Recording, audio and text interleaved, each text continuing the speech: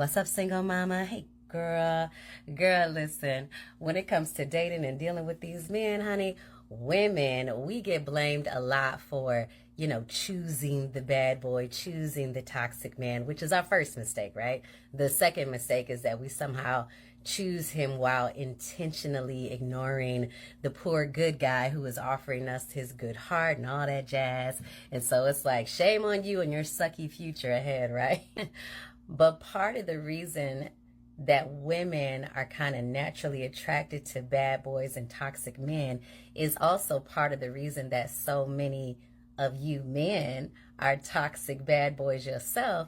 And that's because both of us were probably raised by a toxic man, right? We was probably raised by a toxic father. And the thing about daddy being the toxic boy is that daddy may have stayed married to your mom and they fought all the time and she just forgave him and let him back in. So you think that that's part of it. Daddy was a good guy, but he would take you with him when he would tip and dip and you would sit on the couch with her kids too and y'all sitting up there together waiting on them to get finished. Or maybe daddy was a good guy and your parents stayed married, but you have siblings by other women in between you and your other sibling, but they still married to this day. The problem with daddy being the toxic bad boy is that daddy really loved you.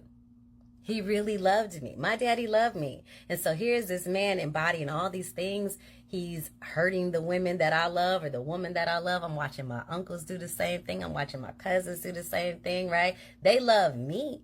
They treat me like a princess, right? They would do anything for me. They love me. But when I become an adult and I start dating these boys who had the same energy, who learned from their fathers or whatever influences, that shit feels familiar to me. I'm like, oh, okay, yeah, I want the most beautiful looking guy in the room who's super charming and charismatic. That was my dad.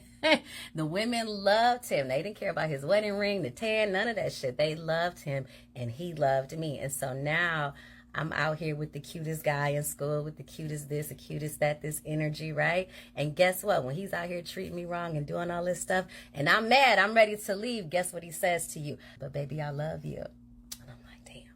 And you find out these men got the same qualities as daddy, but he don't love you like they loved you. He don't love you like the rest of the men in your family love you. You out here stuck now in a marriage, in a relationship, in an unreliable love situation. So to all of you men out there who are fathers and you think it's okay for you to be one type of man but a different type of father to your daughter, you setting her up, honey, to be with a man who's just like you when she grows up herself, okay? Listen, my parents were married till I turned 18 and my mom was his second wife, right? But it wasn't until we got to be in our 40s that I realized that there was another sibling in between us. And my dad was telling us all this stuff. I said, Daddy, look at us. You got 4 kids by 3 different women. I got 3 kids by 3 different men. You did everything you could to keep me away from boys and raise me in the church. But here we go. I told God, I said, God, can I be free now of my curse? You know how the curse that women put on the...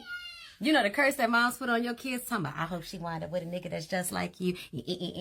God, can I be free now? Now that we done discovered it all, can a girl be free? And this is the example that I have, and it takes years to get that out your system. It takes years for you to even realize that that's part of your makeup. That's part of who you are as a person, right? No, I don't want the pain. I know I don't necessarily identify with being broken on the inside. This is how I have been molded. This is how I have been shaped. This is what I identify with. And so not the same thing as being broken and operating from an open wound, okay? My wound is covert as hell. And then you run into a man who's really different from your dad or the men that you know, and there's something about you that don't click. And I was like, I like you, and there's reasons to like you, but it's something about you that doesn't like that fire. I don't feel familiar. I don't identify with you. That doesn't mean I don't like you or I shouldn't like you, but it does mean I have some work to do, but it may not work out with you, Poppy. I'm learning as I go.